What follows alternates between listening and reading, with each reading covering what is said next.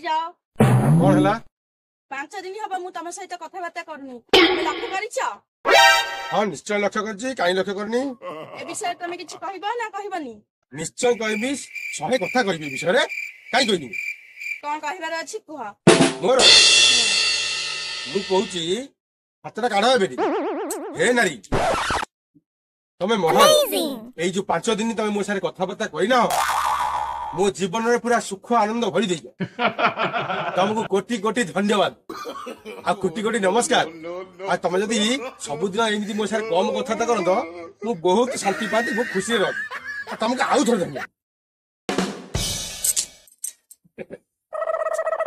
ये कौन होता है 5 दिन कथबार्ता करनी मुझे शांति रे अच्छी मत लिखियो